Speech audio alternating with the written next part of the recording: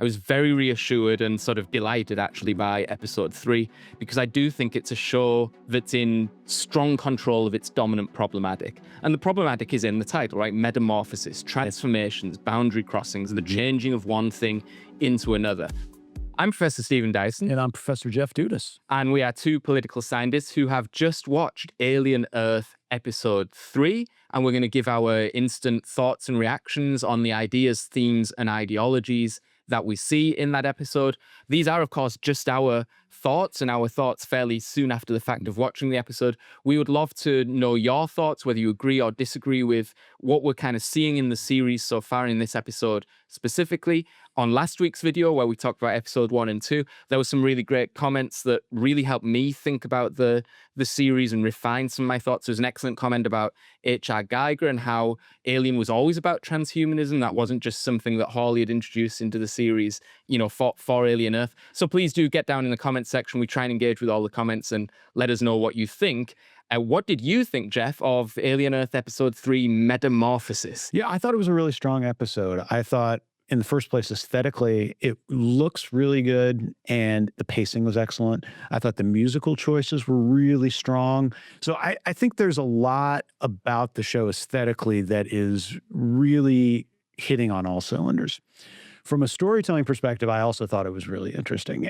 I thought the themes here, which we began to see and talk a lot about last week, and we'll talk a lot about this week, but in particular, the theme of boundary crossing, right? And the passing of seemingly or apparently impermeable boundaries between the real and the fantastic, the biological and the synthetic.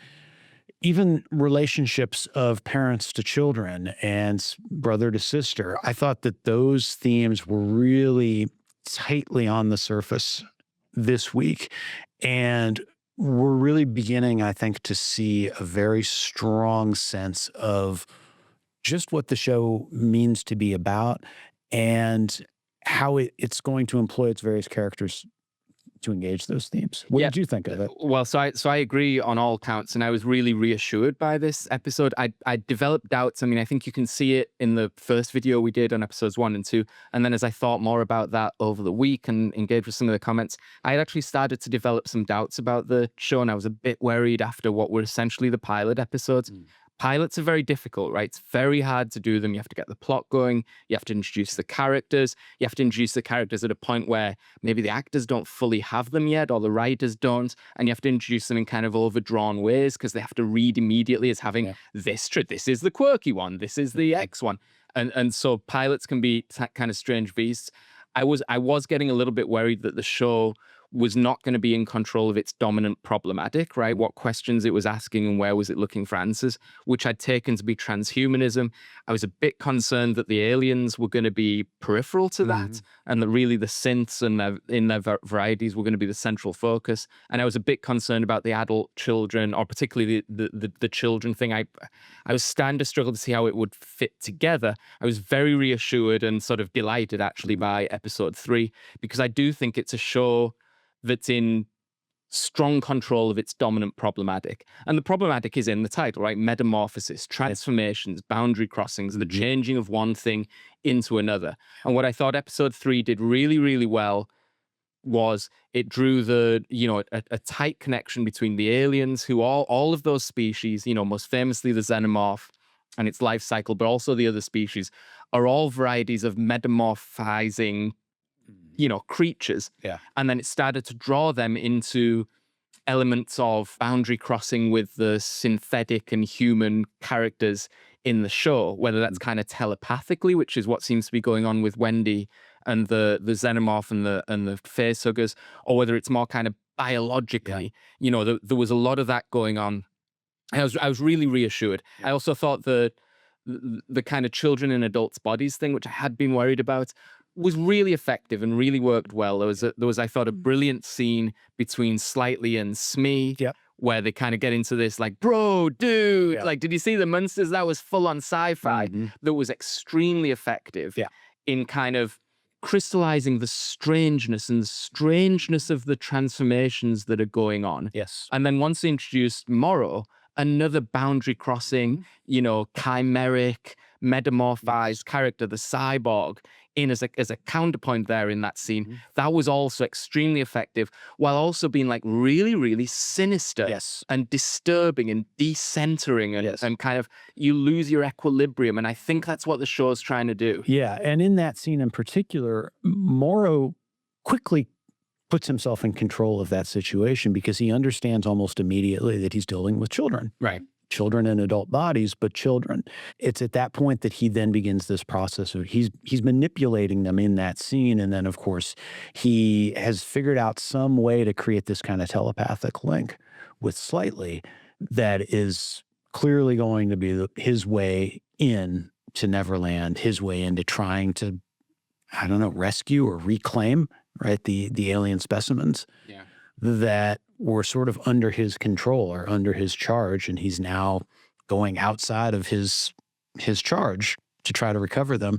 He has clearly decided that his life's work is taking care of or shepherding these specimens back to Weyland-Yutani. So it's really interesting. You read that as telepathic, and it may just be that we've just watched the episode and haven't had a chance to review it. I sort of read it as he kind of hacked into the technology or something.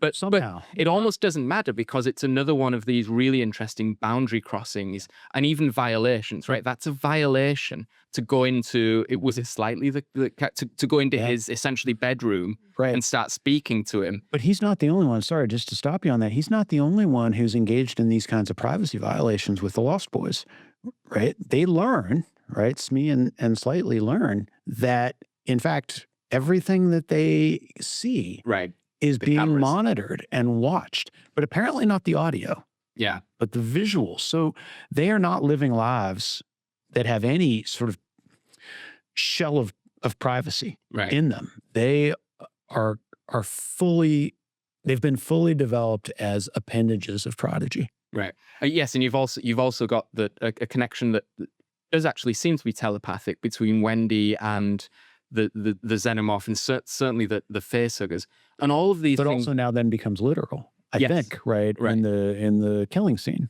Right. Yes, I think so too. And the other thing that's going on, why I say this episode was so in control of its problematic and really drew the original ideas of Alien into this sort of much more transhumanist kind of AI synthetic kind of environment, is that these boundary crossings in Alien were always non-consensual violations.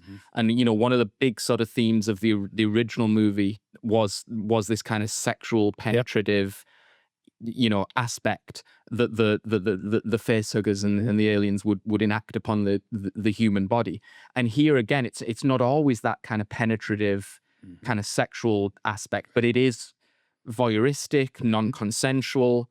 There's another instance of this where, is it Nibs who asks, why couldn't we keep our name? Why is Peter Pan the mythology word? Why couldn't we choose? Why couldn't? And she's not only objecting to, them being sort of killed and put into synthetic bodies. She's objecting to the whole mythos of the thing, and in particular, why is it done at the behest of someone else and not at our behest? And here we go into what I think is really sort of, this is a horror genre, really sort of horrifying territory, because another thing you've brought into the mix with children is children cannot give consent to these kind of things, right? Can a child give consent to being removed from its physical body and reincarnated into a synthetic model, into a synthetic body? Can Slightly give consent to have his bedroom invaded? I'm sorry, by an older man. For the older man's purposes.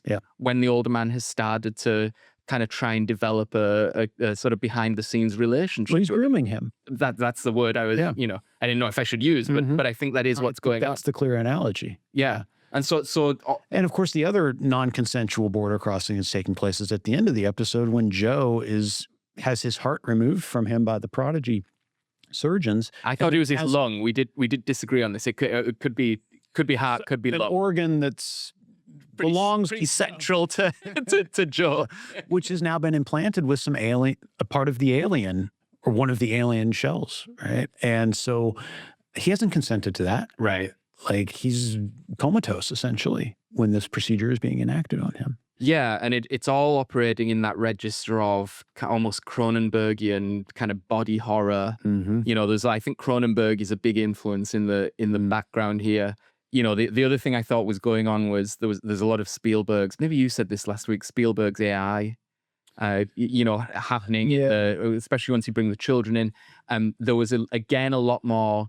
I think I joked last week that the series should be called Alien: Blade Runner. Yeah. There's a lot of Blade Runner still happening. New Siam seems like a very Blade Runner-y type city. Its aesthetic and the kind of Prodigy core making its advertisements, over loudspeakers and so forth. And it does the same thing that a lot of that version of sci-fi does, is that it employs sort of Asianness as the other, right? Or as the backdrop for displaying otherness, right? This is exactly what Blade Runner does, right? And so New Siam is pretty explicitly figured, right, as having these kinds of stereotypically Asian touches, right? It's geography, the way the buildings work, the kind of the construction of the streets. These are all, and just the name, right, points to a kind of, there's a kind of an under the surface racial politics, I guess, that seems to be emerging here as well, that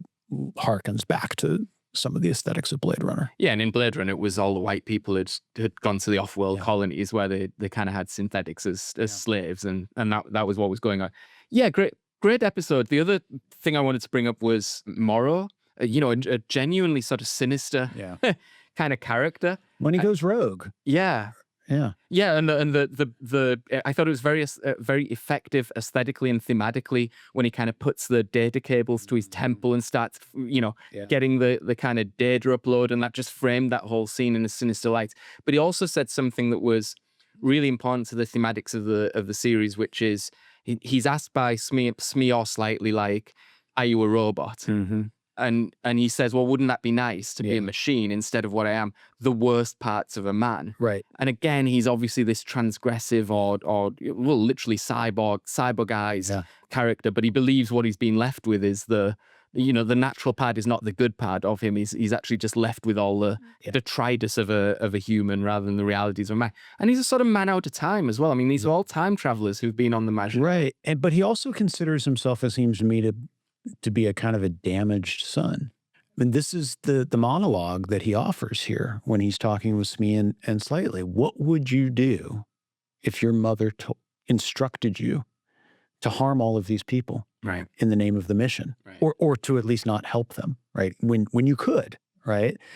What would you do, right? Would you do that? When he then learns that the elder, Yotani, I guess, is no longer in charge of the corporation because, they have been out there for 65 years.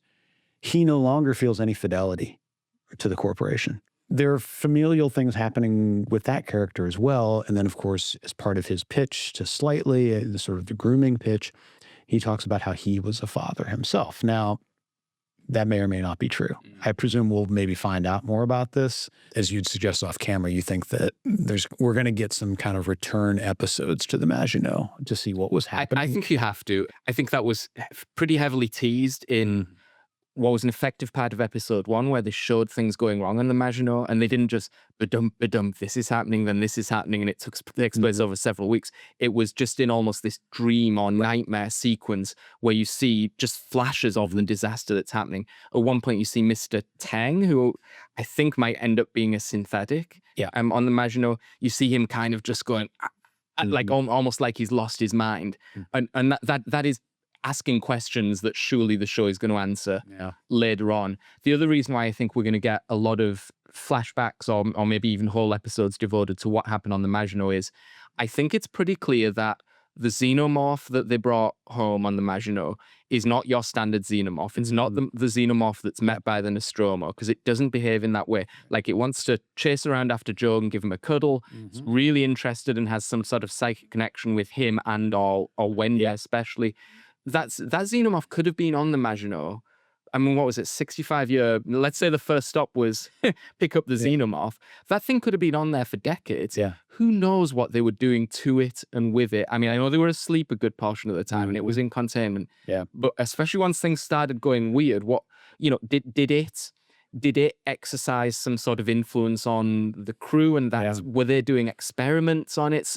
Something has happened because it is a Xenomorph that is attuned to Wendy in particular when it gets back for some as yet unexplained reason, and it's not behaving in the purely hostile, murderous fashion. It did not behave in the purely hostile, murderous fashion that they usually do. And it makes me wonder if Morrow's reference to being a father has to do with his caretaking of the Xenomorph. Yeah. Well, and also who hatched the Xeno, right? Who was the incubator for that Xeno? Yeah. It probably was someone on the Majinino. Right. You know, so who knows? I think it definitely was, right? Yeah. I think one of the corpses that we see from last week's episode was exploded from the inside. Yeah, I think you're right. I think you're right. There is a great scene that really sort of warmed my heart as someone who likes a show to have a good integration between its cinematography, its aesthetic, and its thematics, its problematic. And that was the kind of aftermath of the fight between Wendy, Joe, and the Xenomorph. That Xeno was definitely not trying to kill them. Point one. Yeah, you know. So I think this is worth exploring a little bit. Yeah, I mean, the sense that we get, I think you're right, is that the Xenomorph is not behaving in the typical ways that we have seen on screen in this franchise in the past. In particular, it's not behaving in those ways with regard to Wendy and Joe. Right. And I got the sense from those initial scenes that it was like playing, right? That this was not playing with them in a sinister way, but like this was play. Yeah. Right. As you had mentioned off camera, the Xenomorph seems to be allowing Wendy to pull it by the tongue, right, into the room. The Xenomorph kind of looks at them and then it's almost like it's trying to play hide and seek with them. Right. And being rambunctious rather than being murderous. It's like a sort of bear cub. Yeah. Yeah. It's really dangerous, but it's just trying to bat you around a little bit. Yeah. Yeah. No. And the where I was going in saying that there was a really tight kind of integration between aesthetics and thematics was after Wendy chops its head off with the sword, you see the Xenomorph kind of on one side of the frame and it's bleeding. It's kind of, acid green blood. You see Wendy laid next to it and she's bleeding her synthetic white kind of blood. And then Joe vomits and then bleeds sort of human blood, red blood. And there's real, in a show that's about all of these kind of conjunctions and transformations and metamorphoses, that was just a really nice visual way of representing what was going on. Right. And that's a sharp point. And it's the boundary cross. It's all of the bodily fluids intermixing with one another. Yes. Right. At that same time, in exactly the way that the consciousnesses are going to intermingle with one another. Right. And that's great because that's not just being about transhumanism and AI and post-humanism and all the rest of it. It's actually doing something that's within universe or within the problematic of the original alien idea, but taking it out of what I think Giger's original art and maybe Ridley Scott's original vision and Dan O'Bannon's original vision was of the alien, which was this kind of sexual penetrative thing as a metaphor for the way the social system of capitalism kind of exploits and consumes human bodies. As a commenter said very aptly, Giger was doing transhumanism. It's just transhumanism looked like the human body transmuting into industrial forms and pipes and metal in the 1970s, right? In 2025, transhumanism is about the kind of the human body becoming all sort of virtualized and cyborgized and and about human consciousness being kind of separated from the real world or the real biological world. Fused with our phones, for example. 100%. Yeah. And so I do think that's really, Noah Hawley is really, and the other writers have really hit on something there that's effective. Okay, here's my question then. Yeah. So Wendy has some kind of, it's really going to the last scene of the episode. Wendy has some sort of psychological or psychic connection with the Xenomorph, or at least the facehuggers. When she wakes up from when she's rebooted, essentially, there is a scene that I think can be read as really happening, or a scene that can be read as Wendy in a dream. So she wakes up, the machine changes from red, which it's fixing her, to blue, she's fixed. Yeah. The person alongside her stays asleep, even though the machine makes a heck of a lot of noise when it reboots her. So you've got two characters who are asleep, one of whom then wakes up. Yeah. Then it's kind of, so you're already being signaled, is this really happening? Who's asleep here and who's awake? That at least is on the table. The scene is then shot in this very surreal way. There's kind of smoke everywhere. Yeah. There is a mysterious guy, maybe someone in the comments can help us, or maybe you understand who he is. There's a guy in a hazmat suit who keeps being in Prodigy Corporation, blowing something into the walls. Is that Nib's vision, though? Nibs has that vision, but then I'm sure he's in Wendy's vision. So Nibs is That's a surreal. Is that guy actually there, or is Nibs like imagining it? Nibs and Wendy. So anyway, something is going on with that guy. Yeah. Who's just a kind of incongruous presence, and then he turns around and he's smoking a cigarette. Something is going on with that. Then Wendy kind of wanders into the room where the Xenomorph kind of embryo is being implanted into Joe's organ, without Kirsch hearing the door opening, even though Kirsch is a synthetic with you assume excellent hearing. And she's physically pained by what's as the face of her eggs being cut open, and then she sort of collapses. So what is the nature of the connection between Wendy and the Xeno and the facehugger? It's obvious what it is thematically, right? Or metaphorically within the show, but what is it literally? Yeah. Or is it literalized in the show? Maybe we'll get the answer on the Majinino. And then was that really happening to Wendy, or was it just a dream that she was having? Yeah, I think it's unclear, but I suspect that you're right, that this is some kind of dreamlike state that she's having while she's being rebooted, in that kind of coma-like status. Yeah. Because it is odd, right? And I mean, there are 3 synths in there doing the surgery. Right. You would presume that at least one of them would notice that someone had come into the room. Shouldn't they've locked the damn door? Like, hey, we're going to do this like actual surgical procedure on this hazmat, alien organism, and should we lock the door? Just leave it open. But we see the synths passing in and out of that laboratory or whatever pretty freely. Okay. Right. What we're told is that humans are not allowed in. Because the facehugger eggs react to them. Yeah.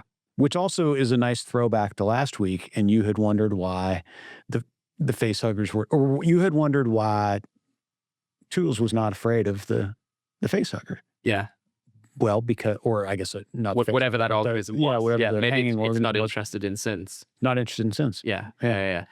Like the Xenomorphs are dangerous to synths because they rip them apart, and that's been true since Bishop was ripped apart in Aliens. But they're not useful to them at the earlier stage of the life cycle. They're not going to implant themselves in and grow out of it. Exactly. Yeah. All right. Good.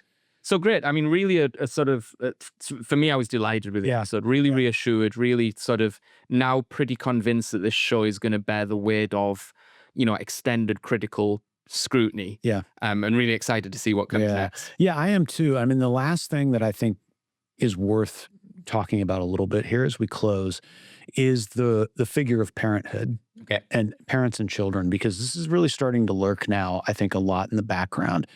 We get constant references about parenthood, right? We get growing questions about who are the actual parents of of Wendy and the Lost Boys.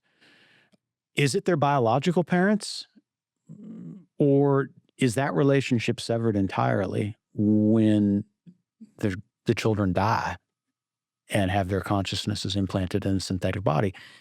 Is Boy Cavalier now the parent?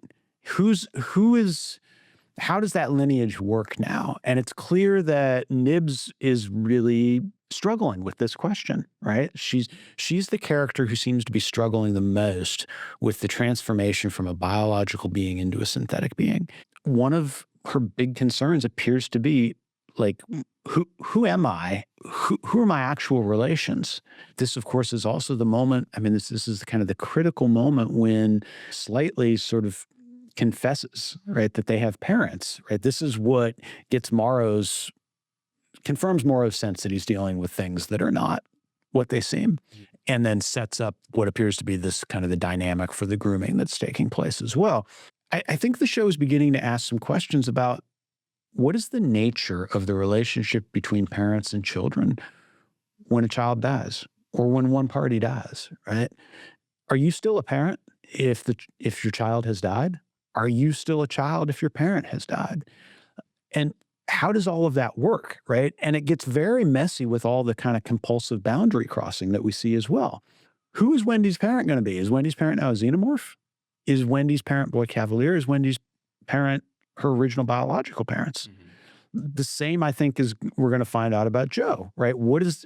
Is this a new Joe, right? Is the metamorphosized Joe that we're going to get, like, is he now the son of Prodigy? Yeah, because he's clearly getting his synthetic organs to replace the one that's taken out. And an alien organ, right? That has been engineered by the Prodigy Corporation. Oh, you think they're going to put the lung back in Joe? For sure. Oh, I don't. I thought that was. I Oh thought man, that was I'm too obvious. stupid to have seen the next thing. Yeah. And they're gonna try and, but then isn't it gonna burst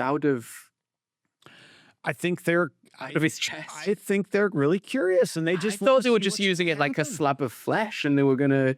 No, I think that organ is going back that's- into Joe, That's interesting. and it's going to create this kind of. I mean, who knows exactly what's going to happen, but it's definitely going to create an even tighter psychic, and I suppose in a way biological connection between Wendy and Joe. Okay. So. I think there's a lot of sort of big, almost kind of metaphysical questions that the show is starting to ask that removes it from the sort of the standard fare of TV storytelling and puts us in a register of really we're beginning to ask some pretty meaningful questions about the human experience here in a way that I think is, as we've talked about here, sharply done and interesting, but also not so obvious that you'd feel like you're getting hit over the head with these questions. So all of this is my way of saying at this point, I'm pretty invested now, I think, in this show, and I am pretty interested to see what happens. Yeah, absolutely. I couldn't agree more. Yeah. Okay. And so if you like this video, if you like this kind of thing, please let us know. Please drop us a like. That's every little helps. And on that bombshell,